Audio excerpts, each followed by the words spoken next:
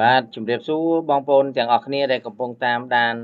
មើលវីដេអូនេះបាទនេះគឺជាវីដេអូបង្ហាញអំពីសកម្មភាពដែល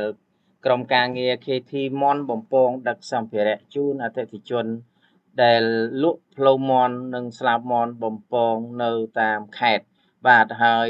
នៅក្នុងវីដេអូនេះសូមផ្ញើជូនចំពោះបងប្អូនដែលមានទីតាំងនៅទំនេរនៅមុខផ្ទះបងប្អូនដែលមានទីតាំងនៅទំនេរមិនគួរមើលរំលង KT Mon បំពងទេបងប្អូនឃើញស្រាប់ហើយដូចនៅក្នុងវីដេអូនេះបងប្អូនយើងដែលគាត់មានហាងកាហ្វេហាងលក់គុយទាវដ៏ធំបាទហើយនៅមុខផ្ទះគាត់មានកន្លែងទំនេរដែលអាចដាក់ទូនេះបានបាទហើយទូនេះគឺខ្នាតតូចទេបងប្អូនណាបងប្អូនមានដីទំនេរតែ2ម៉ែត្រគឺដាក់ទូនេះបានហើយអញ្ចឹងបងប្អូនដែលមានទីតាំងនៅមុខផ្ទះនៅទំនេរជាពិសេសបងប្អូនដែលមានមុខរបរហើយស្រាប់ដូចជាកន្លែងលក់បាទម្ហូបអាហារកន្លែងលក់គុយទាវបាយ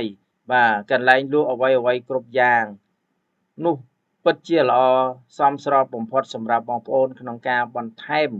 បាទទូផ្លូវមាន់បំពងនេះដោយសារវាអត់មានធ្វើឲ្យបងប្អូនលំបាកច្រើននោះទេបាទឲ្យតែបងប្អូនមានទីតាំងដាក់បងប្អូនឃើញស្រាប់ហើយនេះហាងកាហ្វេរបស់គាត់មានមនុស្សចេញចូលច្រើនណាស់ហើយនៅមុខផ្ទះហ្នឹងមានកន្លែងទំនេរអញ្ចឹងហើយគាត់មិនចង់ឲ្យកន្លែងរបស់គាត់ទំនេរអត់ប្រយោជន៍ទេគាត់បន្ថែមបាទទូផ្លូវមាន់បំពងរបស់ KT តែម្ដងដូច្នេះនេះគឺជាប្រភពចំណូលមួយទៀតសម្រាប់បងប្អូនបាទហេតុអីបានបងប្អូនមើលរំលងបងប្អូនដែលមានទីតាំងមុខផ្ទះនៅទំនេរបាទបងប្អូន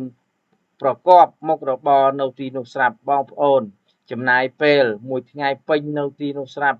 បងប្អូនគ្រាន់តែដាក់បន្ថែមទូផ្លូវមាន់បំពងទៀតគឺល្អមែនទែនហើយដូចជានៅក្នុងវីដេអូនេះហាងគាត់លក់បាទកាហ្វេនៅពេលព្រឹកបាទលក់បាយលក់គុយទាវកាហ្វេនៅពេលព្រឹកបាទហើយនៅពេលថ្ងៃរសៀលបាទគាត់លក់ដាច់កាហ្វេអញ្ចឹងហើយគាត់បានបន្ថែមទូផ្លូវមាន់នេះដោយសារនៅពេលរសៀលមិនជាសូវមាន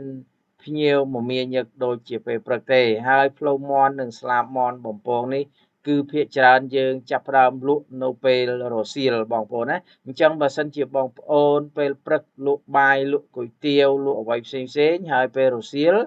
ដែលមានការងារមិនសូវមមាញឹកបងប្អូនបន្ថែមផ្លូវមាន់បំពងបងប្អូនអាចលក់បានរហូតដល់យប់ទៀតបាទហើយមិនតែប៉ុណ្ណោះទេបងប្អូនដែលលក់មុខរបរផ្សេងក៏អាចបន្ថែមបាទ KT Mon បំពងបានដែរឲ្យតែបងប្អូនមានដីនៅទំនេរបាទ2ម៉ែត្របងប្អូនមិនខាតពេលវេលាបងប្អូនចំណេញពេលវេលាចំណេញទីតាំងល្អណាស់អញ្ចឹងបងប្អូនកុំមើលរំលង KT Mon បំពងអីបងប្អូនណាបងប្អូនអាចសួរព័ត៌មានបាទលំអិតជាមុនសិនហើយបងប្អូននឹងទទួលបាននៅអត្ថប្រយោជន៍ជាច្រើនបងប្អូនចំណាយដើមទុនតិចតួចបងប្អូនទទួលបានប្រភពចំណូលមួយទៀតនៅកន្លែងរបស់បងប្អូនដែលនៅសល់ដីទំនេរនោះបាទហើយ KT Mon បំពងពិតជាបាទមានប្រព័ន្ធបាទការងារជួយសម្រួលដល់បងប្អូនច្រើនណាស់បាទចំពោះផ្លូវមាន់សាច់មាន់នេះគឺបងប្អូនមិនមានការលំបាកឡើយយើងខ្ញុំបានរៀបចំបាទប្រឡាក់គ្រឿងជូនបងប្អូនហើយជាស្រេចហើយមានហ្វ្រីម្សៅហ្វ្រីទឹកជ្រលក់ជូនបងប្អូនជារៀងរហូតបាទបងប្អូនកំងតែផ្លូវមាន់យកទៅលក់ទៅយើងខ្ញុំហ្វ្រីម្សៅហ្វ្រីផ្លូវមាន់ហ្វ្រីម្សៅហ្វ្រីទឹកជ្រលក់ហ្វ្រីប្រឡាក់គ្រឿងជូនបងប្អូនហើយស្រេចបងប្រឡាក់គ្រឿងហើយស្រេចបងប្អូនយកទៅចាំតែបំពងលក់បងប្អូននឹងទទួលបានផលចំណេញយ៉ាងច្រើនបាទអញ្ចឹងបងប្អូនគួរតែពិចារណាបាទបន្ថែម KT បាទមន់បំពងនេះបងប្អូនណាហើយមិនតែប៉ុណ្ណោះក្រៅពីមានផ្លូវមន់និងស្លាបមន់យើងខ្ញុំមានប្រហិតជាច្រើនមុខទៀតបងប្អូនណាមានដំឡូងបារាំងមានចុងស្លាមន់ក្លុកបាទហើយសុទ្ធតែជាបាទចំណីដែលល្អបាទមិនមានសារធាតុគីមីបាទមិនមានដាក់សារធាតុរក្សាគុណភាពនោះឡើយបាទ ធានាថាសុវត្ថិភាពសម្រាប់សុខភាពរបស់បងប្អូនបាទហើយមានអនាម័យល្អយើងមានម៉ាស៊ីនបំពងបាទយើងមើលឃើញស្រាប់ហើយថានេះគឺជាម៉ាស៊ីនបំពងខ្នាតទំនើបបាទម៉ាស៊ីនបំពងទំនើបដែលមានប្រើដោយហ្គាសបាទក៏ប៉ុន្តែវាមានប្រព័ន្ធគ្រប់គ្រងភ្លើងដោយស្វ័យប្រវត្តិធ្វើឲ្យយើងងាយស្រួលមែនទែនបងប្អូនណាបាទអត់មានអ្វីដែលធ្វើឲ្យបងប្អូនលំបាកទេបាទឲ្យតែបងប្អូនសម្រេចចិត្តថាប្រកបមុខរបរនេះបងប្អូនសួរព័ត៌មានលម្អិតទៅហើយបងប្អូននឹងទទួលបាននៅអត្ថប្រយោជន៍ជាច្រើនពីអាជីវកម្មដើមទុនតូចមួយនេះបាទអញ្ចឹងសូម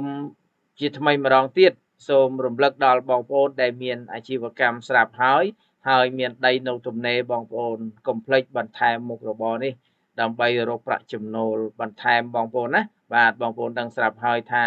ចំណៃហូបបាទនៅពេលណាក៏ត្រូវការដែរគឺ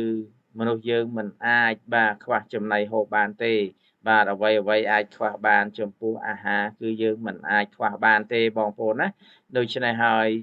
សូមបងប្អូនបាទពិចារណាបន្ថែមមុខរបរកុំខានឲ្យសោះបងប្អូនណាខ្ញុំសូមណែនាំបងប្អូនថាកុំខានឲ្យសោះបាទពិតជាល្អណាស់ហើយអរគុណបងប្អូនទាំងអស់គ្នាដែលបានតាមដានមើលវីដេអូនេះដល់ទីបញ្ចប់សូមអរគុណសូមជម្រាបលាសូមជូនពរដល់បងប្អូនបាទមានសុខភាពល្អសូមអរគុណ